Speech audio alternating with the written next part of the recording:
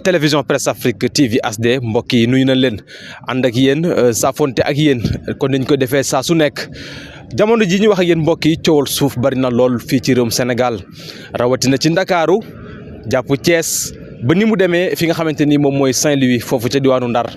sàkkantuma laak nag yeneen régions yi nga xamante ni ak yeneen département yi nekk ci biir Sénégal dégg ngeen bu yàggul rek kii di njiitum réew mi Bassirou Diomaye Faye jël ndogal fee nga xamante ni moom moo nekk ca Thiès Mbourkat gis ngeen lañ fa définir ci li nga xamante ni ay hectares ay borom mi doole rawatina ñi nga xamante ni ñoo fi nekkoon ci gouvernement bi weesu di gouvernement Macky Sall ñu gis nañu ci bëri accaparé nañ li nga xamante ni moom mooy suuf si moom njiitum réew mi nag li ni mel naqari ko lool. boo demee fi nga xamante ni moom mooy fee ca Mamel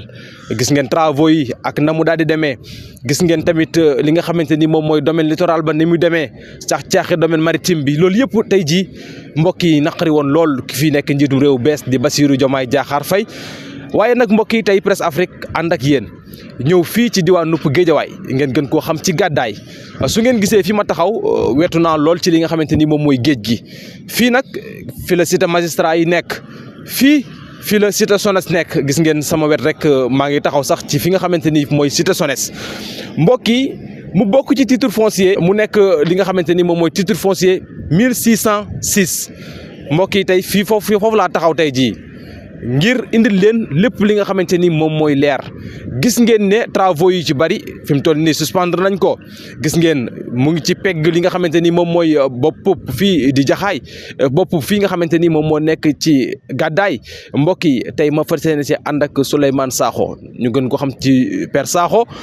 moom it gis ngeen li nga xamante ni taxawaay bi amoon na ko ci wàllum suuf ci wàllum xeex moomeelu li nga xamante ni moom mooy askan wi ndax ñu ci bari ñu ngi ko gën a xamee ci 1451 titre foncier boobu nga xamante ni mbokk yi coow li jugoon na fi ñuy wax ci 94 milliards di fi tudd ñu ci bari ci ay kàngam ñu ci bari ci ay ñi nga xamante ni ay doomu aadama lañ moom laa fas yéene àndal tey ñu dugg càmbar waxtaane li nga xamante ni moom mooy suuf rawatina fii ci diwaanu gàddaay kon nag mbokk yi dañ leen di bàyyi ñu duggandi xool situation bi naka la demee gis ngeen bu yàggul rek Descos moom it mu ngi def patrouille ngir xool ndax suspendre nañ lii travaux yi ginnaaw ba ko njiitum réew mi Bassirou Diomaye Faye daal di sàkkoo ñu arrêté ko ba nu lijjanti li nga xamante ni moom mooy coowal suuf li tey nag xam naa ne mbokk yi dinaa ci ànd ak ay révélation yu doy waar fii ci diwaanu Géejawaay nes tuut lay daal di doon Père Sakho maa ngi lay nuyu ma bàyyi la nga nuyoog mbokku téléspectateur yu Presse Afrique TV nga wax ñu yaay kan ak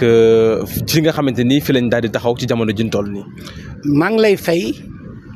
di la sant di la gërëm maa ngi tudd Souley Sakho alias Père Sakho moom lañ ma xamee dans le cadre de mes recherches foncières dëkk cité gendarmerie di liggéey coopérative d'habitat de la gendarmerie am nag notion boo xam ni je l'ai hérité de mes parents sur la recherche foncière et le droit foncier fondamentalement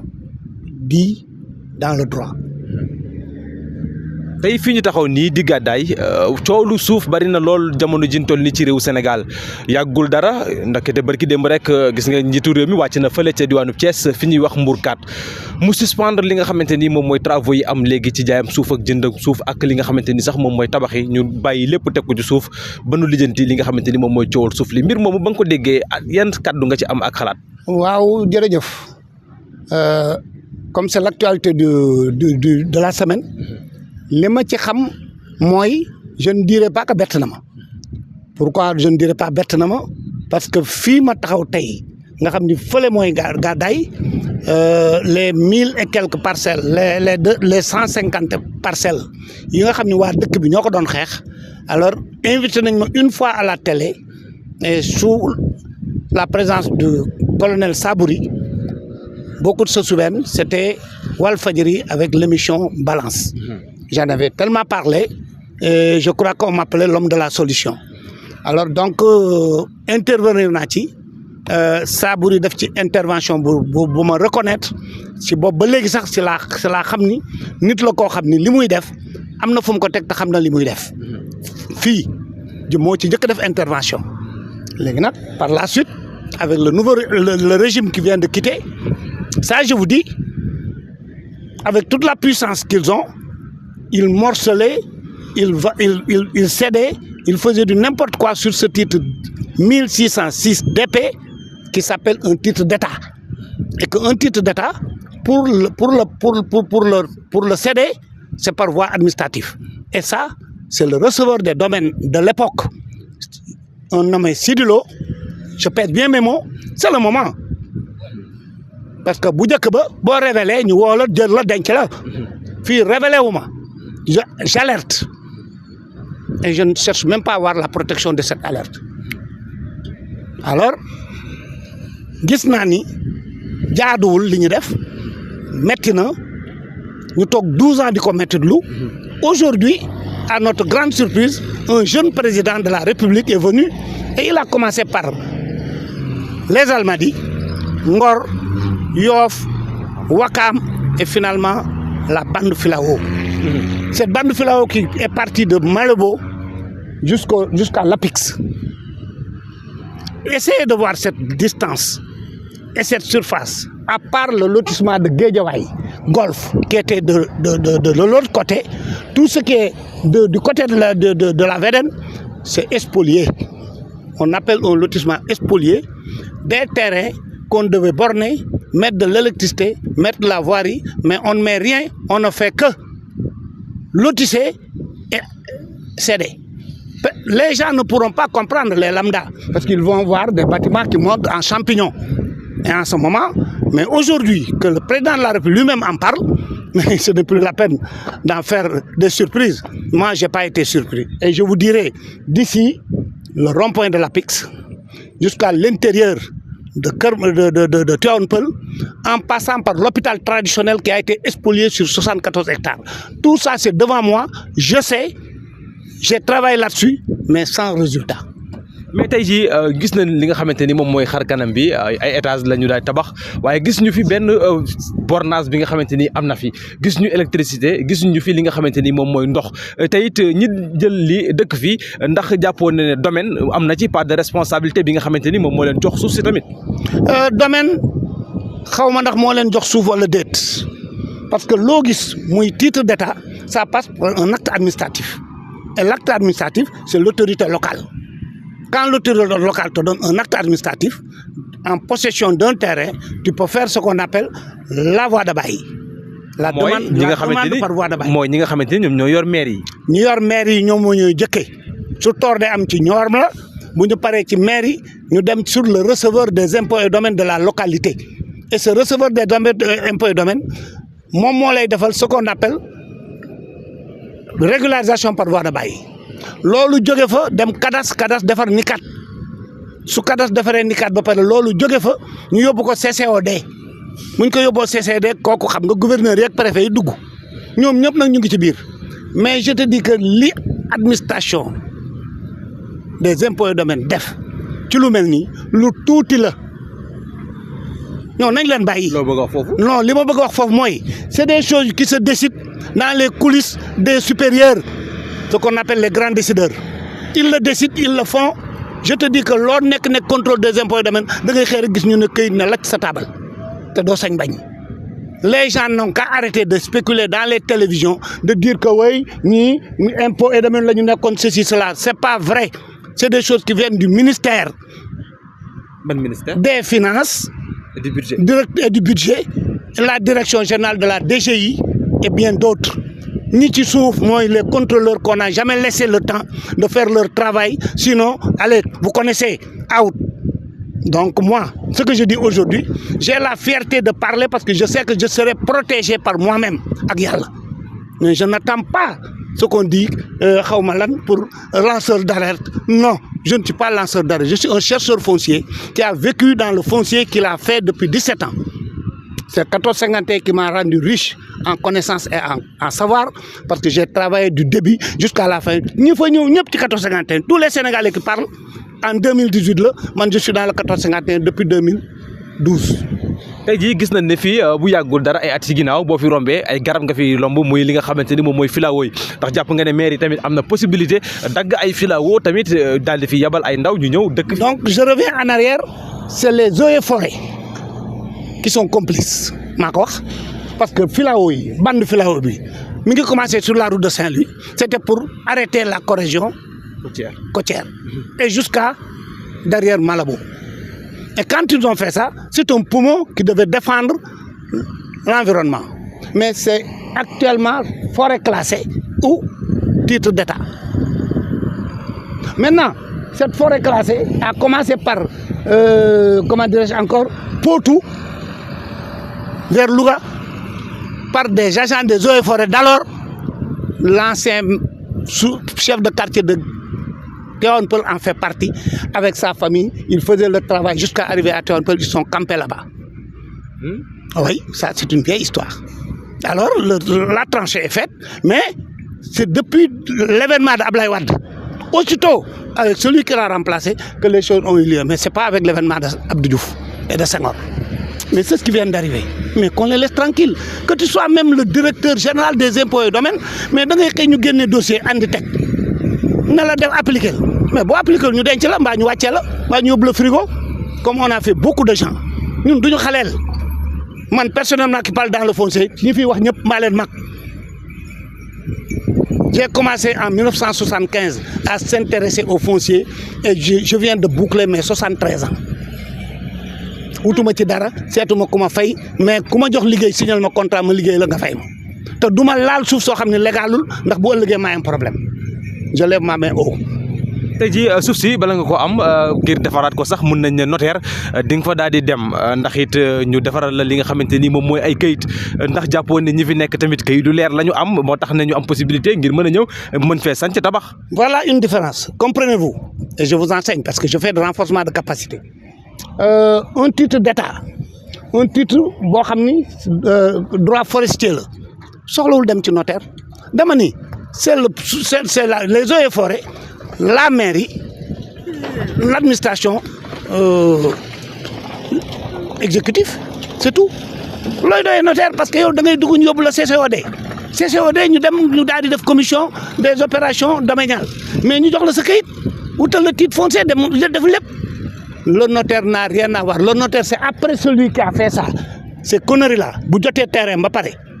ces voleurs-là, c'est après le notaire bu ñuy jaay individuellement. C'est la vente individuelle d'un titre qui a été déjà mis en autorisation de lotir, mis en certificat de conformité, qu'on amène chez un notaire. Le notaire regarde, il fait là ce qu'on appelle la répartition des attributaires. kon jafe-jafe bi day ñëw dellusiwaat ci askan wi ndax bu fekkee borom doole la ñu jaay ay lu toll benn hectare ñaari hectare tey jii nga war a jël benn site sénégalais lambda nga jaay ko terrain bi mu ñëw fii tey jii kooku dafa am possibilité ngir dem ci li nga xamante ni moom mooy notaire aussi tamit ngir defar. Coopérative bi ñu ko jaay si tu prends l'exemple pour cette coopérative je ne sais pas, je ne fais pas de publicité ni de dénonciation bu ñu leen ko jaayee fii ñu toog nii le chef d'État a dit d'arrêter et de chercher mais s'il cherche day gis te li mu gis na ko wax. mbaa ñu xam ne cherché wul même bu demee devant notaire dañ ko war annuler parce que c'est càmbaxatal la c'est depuis la base que l'action a été illégale donc une action illégale ça se radie, ça s'annule et on fait une décision de justice pour remettre la chose là où ils étaient. léegi ñi nga xamante ni dugal nañ seen koppar dañuy ñàkk xaalis. C'est leur problème. Qui paye mal repaye. Qui va mal sera condamné. loolu la moomuñu ko. Qui titre d'État la jaar na fu mu warul jaar par la force des autorités mais bu fekkee ni keneen ñëw na te muy autorité le décret ne peut être annulé que par décret l'arrêté ne peut pas arrêter un arrêté donc le décret c'est à qui la seule personne c'est le président de la République. kon ñi nga xamante ni taxaw nañ tamit di wax ne amul benn ndogal ngir wala doole sax ngir dakkal liggéey yi nga xamante ni seeni borom def na ci koppar ñooñu loo leen di tontu. ñooñu c'est-à-dire c'est des mécontents qui parlent mais attention bu buur du mbokk l'État n'a pas de ami dama ni lii ku ko waxoo dëgg sàcc nga jàpp nañ la dañ la waroon jël tëj ba pare door a mën a agir autrement est-ce que daañu fi nekk daan sañ na ko sañu ko le chef de l'État a le plein droit de faire tout ce qu'il doit faire pour éradiquer ce fléau-là avant que ça ne gangrène le peuple sénégalais ñun lii lañ doon xaare et voilà aujourd'hui c'est des jeunes qui ont le gouvernement ñun nous sommes des vieux qui les accompagnent mais balaa muy sotti ñun dana fekk ñun ñu génn àddina mais bu boobaa yàlla mën na def ndam te lii dana sotti. tey jii daan nañ gis tamit li nga xamante ni moom mooy boo xoolee booru géej gi la ca bëri tey jii lu ci bëri sëkk nañ ko yenn ñu jaay ko tey jii askan wa fa nekk tamit di alerter yàgg nañ sax di ko def waaye gis nañ bu njëkk buñ waxee sax duñ leen faale wala buñ waxee ñu jàpp ci kaso bi day tëj ndax yàggu dara am na ñu génn ñu ne ñoom bi ñuy defal passation d'officier de Bassirou Diomaye Faye ci lañ leen doog a bàyyi ñoom ñu daal di génn ci waa gàddaay yi nga xamante ni ñoom fi leen. waaw loolu moom xam nga un chercheur foncier spécialisé dans la recherche et la généalogie kilifa yu bare xam ma ci réew mi kilifa yu bare donc am na loo xam ne moo koy wax am na loo xam ne dama koy dëxën teg mais am loo xam ne dama koy wax par force yéen xam ngeen ma on a travaillé sur le 1451 de 1959 56 en 1922 en 2022 et je vous avais dit que en 2024 après cette fin d'épilogue je parlerai aujourd'hui yàlla def ngeen woo ma kon circonstance bi moo tax may wax ci fii nar leen wax ci rond-point APIX nar leen wax ci hôpital traditionnel dont je tiens à cœur cette 74 hectares qu'on a spoliés partagés sans des preuves légales. loolu ñaan nga jàpp ne ñoo ko def. Les maires l'administration le cadastre de Pikine et la commission des gouverneurs et des maires 74 hectares HLM jël ci 8 hectares dëxiñ ko ci boppam Kër Massar Nord li ci des yëpp ñu jël ko partagé ko séddoo ko jox ko ay nit hôpital traditionnel foofu mu ne ils n'ont que 4 hectares li ci yëpp lañ ko séddoo avec des coopératives comme jadis mais ñun lan la amuñu droit wax et puis ñu nekk ba màggat door a mën a am droit wax on parle à peine on souffre on est vieux mais kon les jeunes là si vous nous tendez la main on répond pour tout ce que vous avez besoin et on vous le dira de façon scientifique et de façon claire. 1451 coow yi tamit bëri woon na lépp di nekk coowal suuf moom it fu mu mujjee. non 1451 c'est fini. nan lañ jox ndam. si vous en rappelez non lébu yi la famille Ousmane Mbengue et consort j'ai un ami un parent qui parlait dans le TFM et juste est vrai ak am fulla ak am fayda ak dëgër fit ak xam li muy wax ak maîtriser 1451 maa ngi koy tooñ au passage c'est parmi mes élèves c'est lui qu'on a signé une procuration ou si vous voulez un mandat j'ai pas vu mais cela lui permet de parler devant la presse et de parler à l'intérieur même de 1451 avec la SNHLM mais benn affaire rek laa leen di wax 1451 lu ma ci doon wax dootuma ci dellu ndax day nekk monotone ou bien ce que diw a dit may wax le contraire. xam nga lu may wax à partir de 2022 la SNHLM la conservation foncière a été condamnée sous astreinte de 100 000 francs par jour. La prénotation des 121 hectares ont été levées par l'avocat Assane Dioma Ndiaye. L'annulation de la vente de Tahirou Sarr a été annulée et la OFNAC les a épinglés. C'est toujours après 2019. Tahirou Sarr, ce fameux Tahirou Sarr là. Et bien d'autres. Je peux même citer parce que j'ai lu dans l'OFNAC les Tahirou Sarr, les Lika Mbaye, les Mamour Diallo, le Ndiaye impôt ki nekkoon impôt domaine de Dakar Ngor tout ça ñoom ñëpp ils sont épinglés les Mamadou Ibrahima Fall nañu wuy ji suñu lekkee bu ñu lekk yëpp nañu delloo suñu alal lekk nañ ko ils ont partagé 94 milliards dont 46 milliards a été décaissé dans une banque de la place. Tout le monde l'a dit. Donc même le kilifa même d'aujourd'hui le disait à l'époque, xamna, c'est la banque islamique. J'ose le dire. Un des membres de la famille bi may jox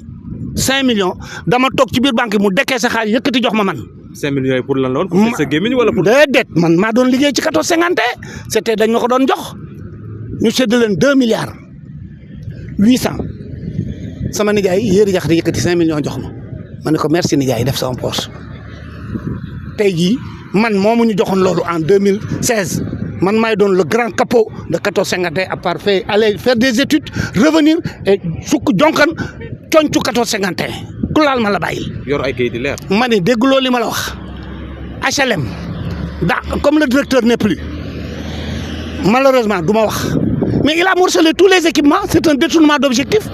mi ngi ci biir 1451 ni lébu yi tëb rek naan sunu xaalis mais les équipements ont été morcelés et sous le silence des autorités administratives et locales. Je le dis, j'ai les plans et je les pris par drone. Des équipements, des écoles, des marchés, des gares routières, des stades départementales qui ont été morcelés, vendus à des borom khalis qui ont fait des étages.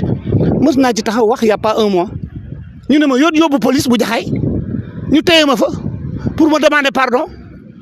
toute ma famille et mes épouses gis sama âge ak sama personnalité dem demander ma pardon mais xam nga lan moo ci mujj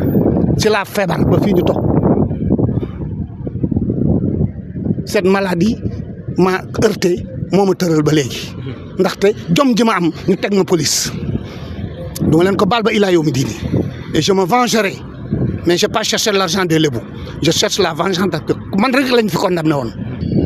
ku gis sama déclaration mbaa nga jël ko wool ma fu la neex fii ay Descos me connaissent très bien man maay Père Sakho waaw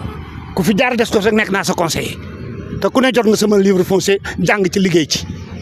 commençant par tout le monde nag ba ci actuellement fi ñu nekk et ba léegi je travaille à la coopérative de la gendarmerie lu ma ne bàyyi leen ñu bàyyi lu ma ne laal leen ñu laal fii lii dafa war a deñ man maay wax bu ñu paree dem feneen je serai avec vous toute la journée pour vous dire parce que ngeen xool xam li ngeen di wax ñu baree ngi liggéey ci impôt domaine te xamuñu tous ci li ñuy wax mais ñun dañ ko jàng sama maam moo doon Ibrahima Ndour moo nekkoon Kadiba moo daan atti suuf si Ndakaaru Mbaye Diagne Dagaay Maam Les Diagne man maa nga dëkk Gueule Tapée alëb lébu la ma Njaga Samb mooy sama nijaay bu Yoff maa ngi dëkk Soumbédioune gii li ma fa yor ci suuf nit nekk na ci gouvernement bi te yoru ko bu ko yoroon def koy immeuble ñoom ñëpp sàcc lañu ji fi jóge ñëpp c'est des voleurs waxuma ci ay WhatsApp waxuma ci ay nekk à l'étranger di wax sàcc lañu nañ ñu abal te may ñu jàmm ak seen wax yi ñuy wax ci télé yi xale yi kenn mën leen taxal kenn mën leen salir dañu gis loo xam ni ñu fal leen ñuy wax ñun mag ñi ñooy ñëw jàppal leen ci li ñuy wax mag mu ci am li ngay wax te xamoo ko nga téye sa gémmiñ Sénégal yëpp xam ñu ma tous les lébu Yam Sar Diagne la terre de Mbayam Ciss lu fi nekk ci suuf maa ko yor léegi actuellement comme je suis un peu âgé et malade je lègue ça aux jeunes ku weddi dem Descos nga laajte ma que ça soit dans tous les Descos donc c'est tout ce que j'avais à dire pour le moment on continue on va faire un travail comme a fait les journalistes et à ce moment quand on part au bureau ma wax tuuti ci 1451 mooy de 2024 de 2023 à nos jours ngeen xam ni yaa ngi fàttaliku bi ab Macky Sall daa wax c'est fini la récréation bi le ministre de la justice dit que je rentre dans la DAS waaw mais ñii ne on va faire xaw ma étude de xaw ma lan pour xool ñi ñu war a jël appel à candidature ku ne toog ci tel naan li ñuy wax te duñu dóol duñu fokk duñu dara dañuy fenn ñoo leen dàq jàng gën leen xam ñoo leen mag dëkk Ndar ñëw fii def fi ay 50 ans xale yu tuuti yu juddoogul nekk ci télévision bi daan saaga ka wax nekk APR tey jii ñu toog am na si kenn xool gis naa ko démb télévision Leral TV mu wax tey ci suba mu wax ko mel na dof buy wax te ñemewuñu wax li ñuy wax de article pour 35 bi day dellu si de maanaam bi Abdoulaye Wade Abdou Diouf defoon article 80 day dellu si de ndax mën nañ see dikkaat dañ ci yow lépp di dikkaat nga naan lan un gouvernement neuf avec des jeunes nouveaux et des vieillards qui seront bannis ce bureau de l'État là. Gouvernement de rupture. C'est fini yàlla ñu yàlla dooli sutura. Ok, am na solo.